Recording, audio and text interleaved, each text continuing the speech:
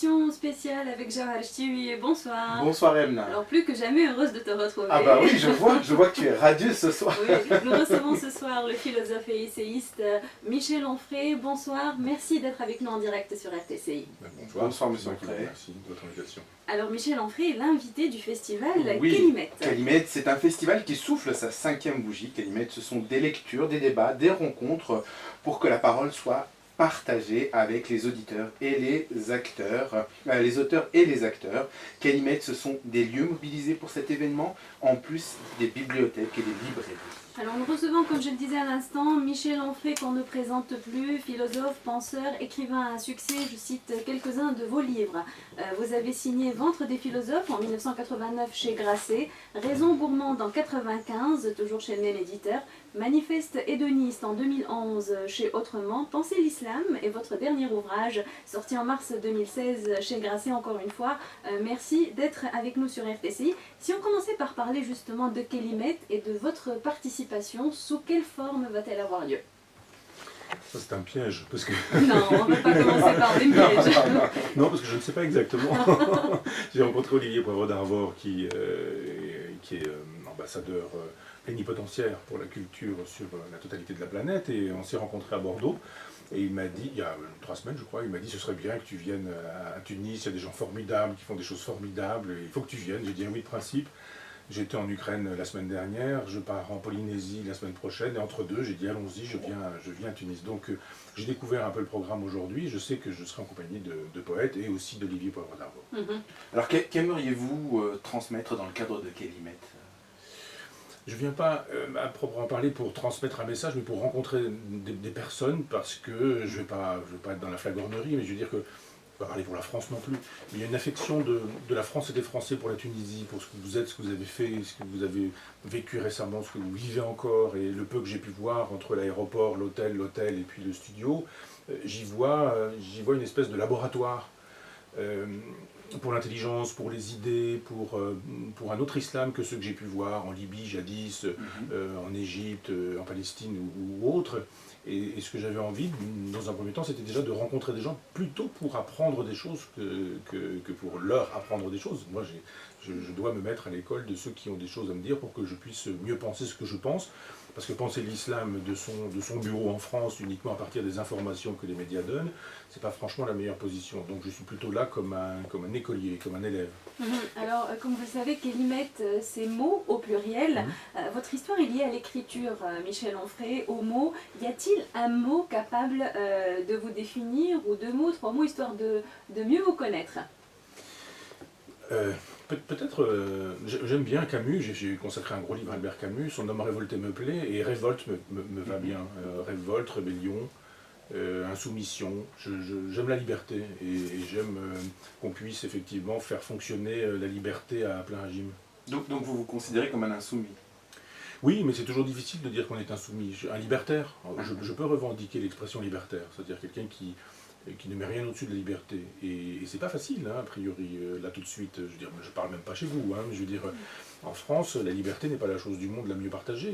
Les gens aiment la servitude, les gens aiment la génuflexion, l'assujettissement, et c'est difficile pas tant de penser librement que de dire librement un certain nombre de choses que plein de gens n'ont pas envie d'entendre.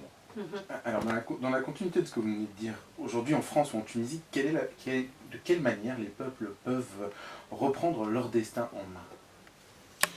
Alors pour ça, il faudrait des chefs d'État qui aient le sens de l'histoire, et qui aient le sens donc des longues durées, et qui aient le sens en plus de ça des blocs de civilisation. C'est-à-dire que la Méditerranée, et on le sait nous en France avec les travaux de Fernand Braudel, enfin, est un espace maritime, mais aussi un espace conceptuel et intellectuel. Vous en faites évidemment grandement partie. La Tunisie. Et il me semble qu'il y a quelque chose à faire entre eux. J'avais presque envie de dire il y avait, parce que j'ai l'impression que tout s'effondre un peu partout, mais qu'il y avait quelque chose à faire entre le bloc d'Europe du Nord, du nord de la Méditerranée, et le nord de l'Afrique, avec une espèce de réflexion commune sur ce qu'ont été les valeurs de la Méditerranée. Les valeurs, d'une certaine manière, de l'olivier, de la vigne aussi, enfin des valeurs qui ont été partagées. Il y a eu la Grèce, il y a eu Rome, il y a eu le judaïsme, le christianisme, il y a eu aussi l'islam, mais tout ça ensemble, je dirais. Il faut trouver une espèce de point commun à tout ça avec quelque chose qui serait une philosophie des Lumières. Je persiste à croire à la philosophie des Lumières. Et on doit pouvoir faire fonctionner les Lumières au-delà du XVIIIe siècle et sur la totalité des religions, la totalité des spiritualités, la totalité des idéologies. Parce que la politique est parfois aussi une religion. Alors, là, je vais parler de votre dernier livre, Pensée de l'islam. Pourquoi avoir écrit votre livre maintenant? Pourquoi ce livre? Pourquoi ce ce livre thème? déjà, pour commencer, ce thème. Alors d'abord, c'est une journaliste algérienne qui m'a fait la proposition d'un long entretien. Alors on a commencé comme ça, elle m'a posé des questions, j'ai répondu. Et puis j'ai trouvé que c'était très intéressant parce que ça m'obligeait à réfléchir, à travailler, à faire des lectures, voire des relectures. J'avais lu il y a très longtemps le Coran en plume à la main, un certain nombre de hadiths du prophète, des biographies de Mahomet et la Sira. Et donc je me suis dit, je reprends un peu tout ça plus précisément. Et je lui ai dit, écoutez, peut-être qu'on pourrait continuer au-delà de l'entretien pour le journal parce que ça pourrait peut-être faire un livre. Et de fait, ça s'est abondamment développé. Et puis il y a eu un tas de choses en France, les attentats, une espèce d'hystérie française sur la question de l'islam. Je suis pour certains islamophobe, pour d'autres je suis islamophile. Je dis ça fait quand même beaucoup pour un même homme. Donc, être, je ne sais pas, homophile et homophobe. Comment vous vivez justement cette islamophobie? Le fait qu'on dise de moi que je suis islamophobe. Oui. Bon, écoutez, moi je ne crois plus beaucoup aux journalistes qui disent un peu n'importe quoi, donc en France c'est devenu une espèce de mode. Je pense que l'argent faisant la loi, ce qui fait désormais la loi dans un média, c'est le buzz. Parce que plus vous avez de gens qui vous écoutent, plus vous pouvez vendre cher votre publicité. Et le buzz, ça se fait pas avec la vérité. Le buzz, ça se fait avec la brutalité, la bêtise, la vulgarité, la méchanceté, ça se fait avec le mensonge, ça se fait avec les potins, ça se fait avec tout ce qui fait qu'effectivement ça va être repris tout de suite sur Internet et que tout le monde va reprendre l'information et la commenter abondamment. Donc, dans un temps jadis, je dirais, les insultes me blessaient, et puis aujourd'hui, on est obligé d'en faire son deuil, ça fait partie des poubelles, je dirais. Moi, je sais ce que j'écris, je sais ce que je fais. Quand les gens me disent un certain nombre de choses, je dis, mais sur quel texte de moi vous appuyez-vous?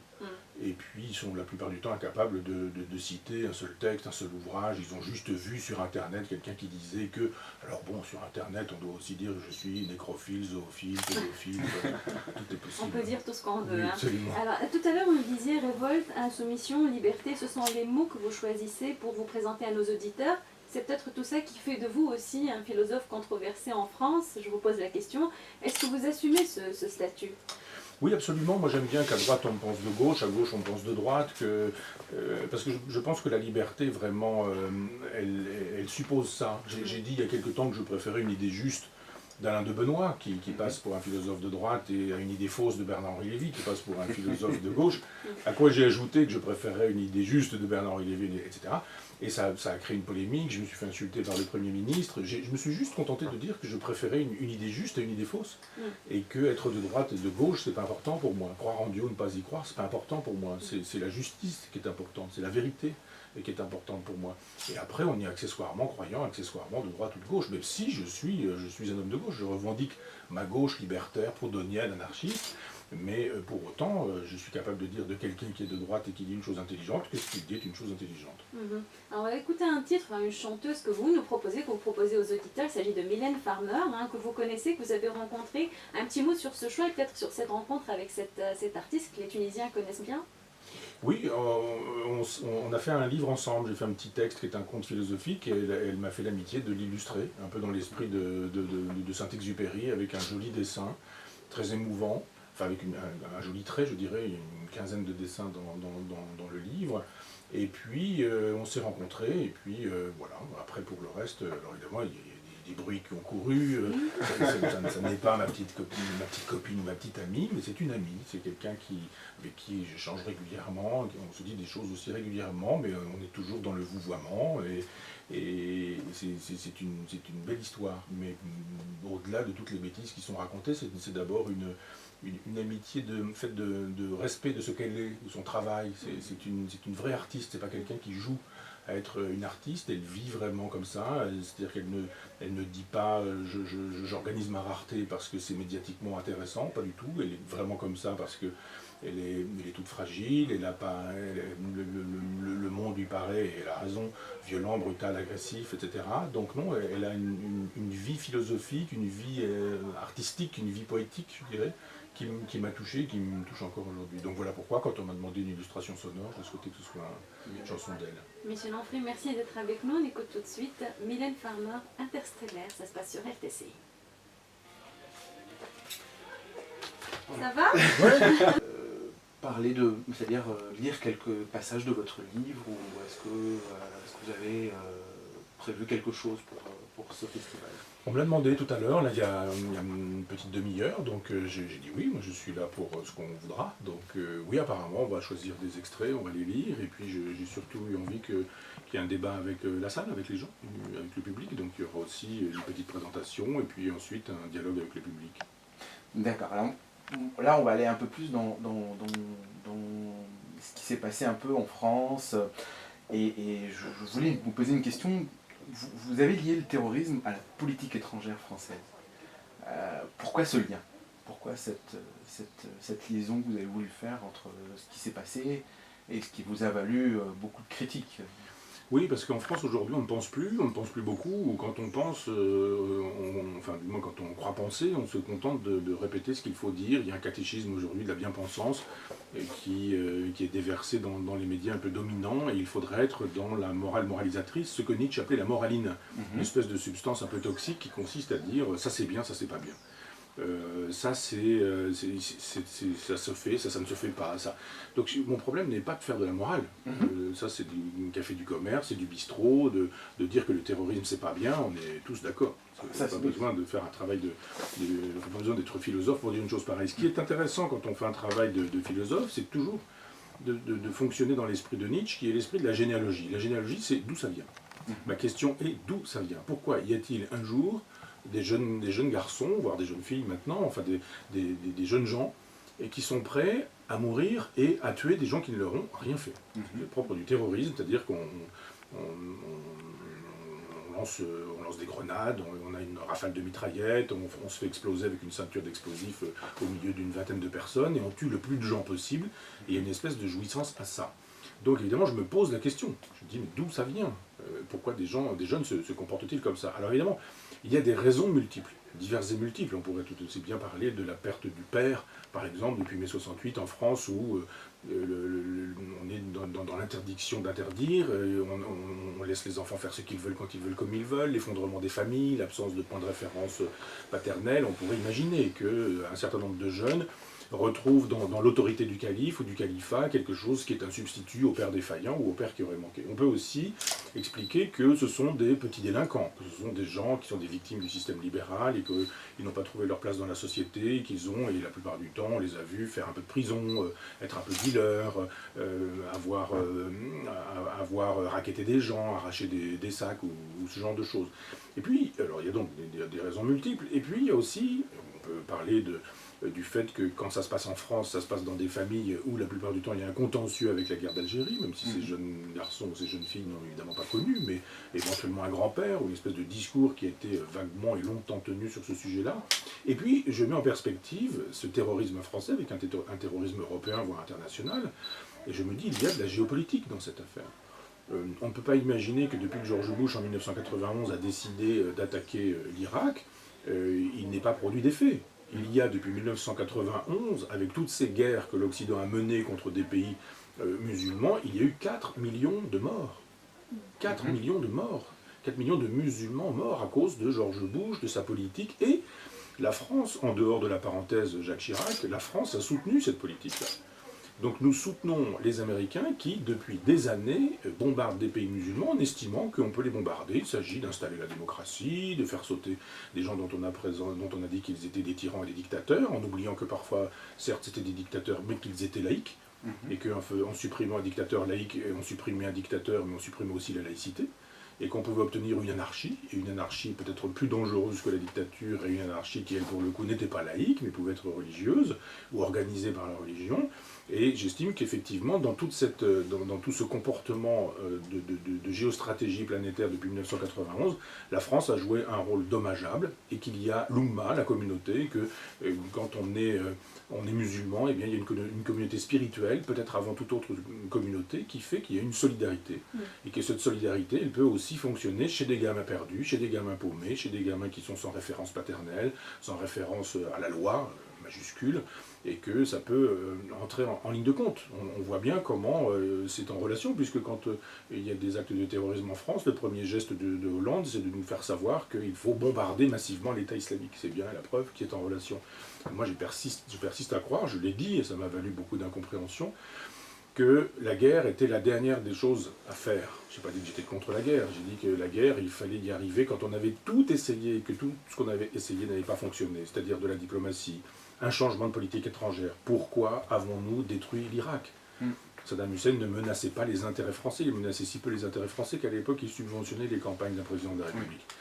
Pourquoi est-ce que Kadhafi, par exemple, était dangereux quelque temps auparavant, l'avait accueilli en grande pompe en France ? Pourquoi est-ce que Bachar al-Assad est un personnage présenté comme détestable alors qu'il est assisté au défilé des armées et des troupes un 14 juillet en France? Il y a un moment donné où on se dit mais c'est quoi cette politique française? D'une part on accueille ces dictateurs et d'autre part on dit ce sont des dictateurs et il faut les détruire. Qu'est-ce qui s'est passé entre deux?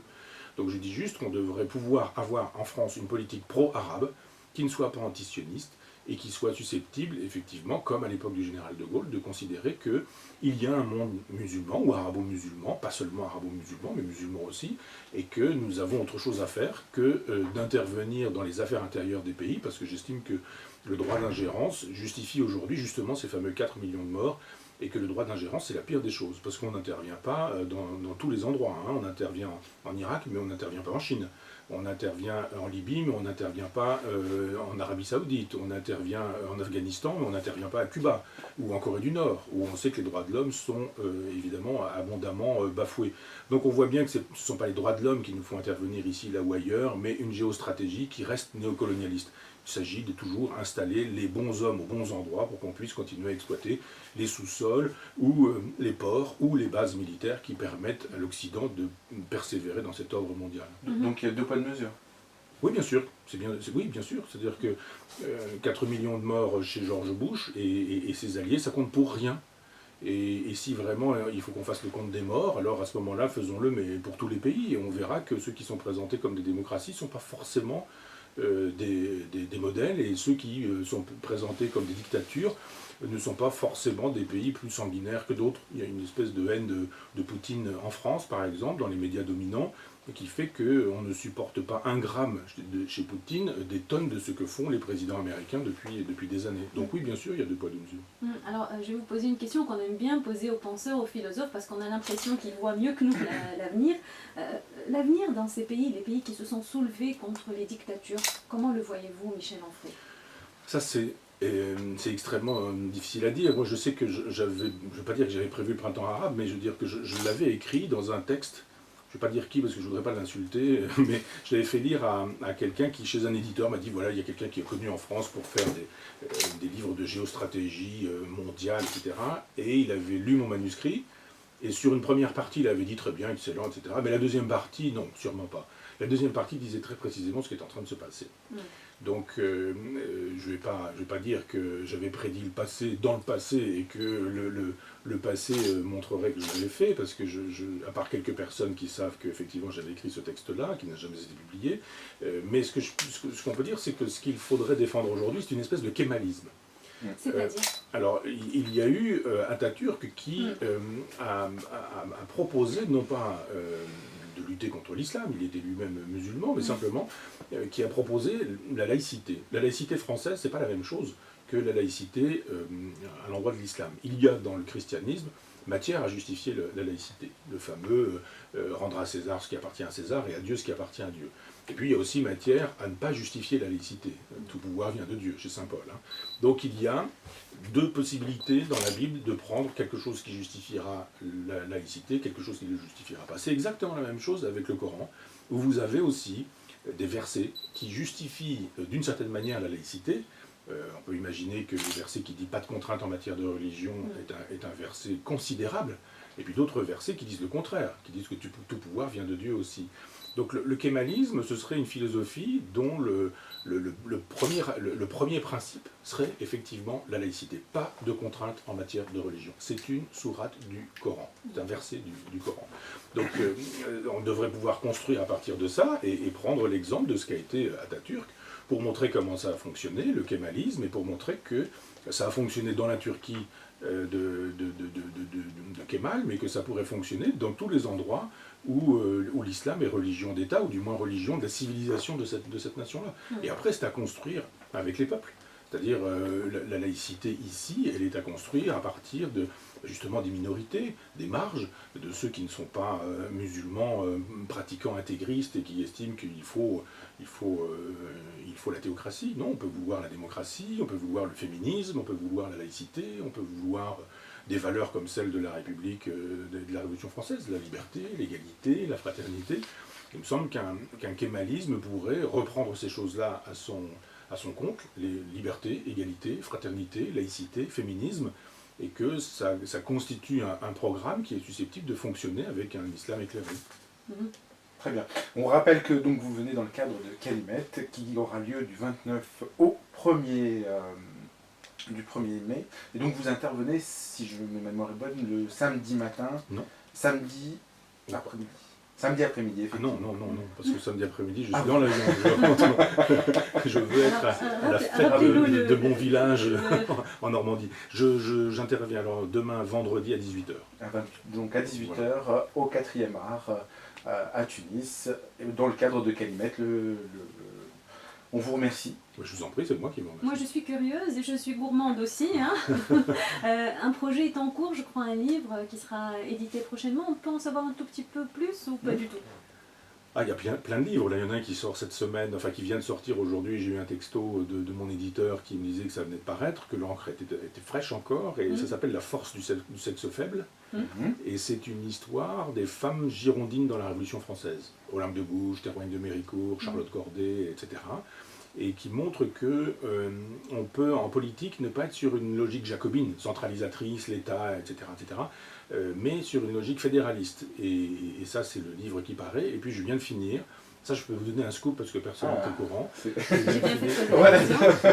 viens de finir un gros livre qui s'appelle Décadence, qui va faire 1000 pages.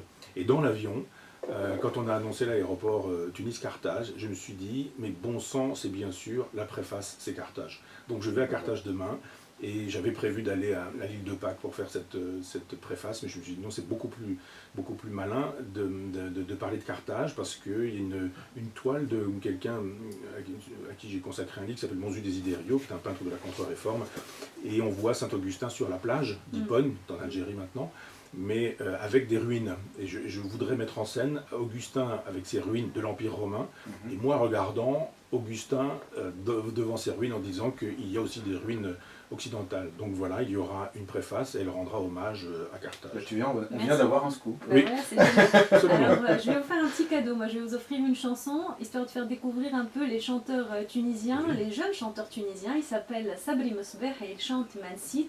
Je n'ai pas oublié, c'est pour vous. Merci d'avoir été avec nous, Michel Onfray. Merci beaucoup. Merci, Michel Onfray.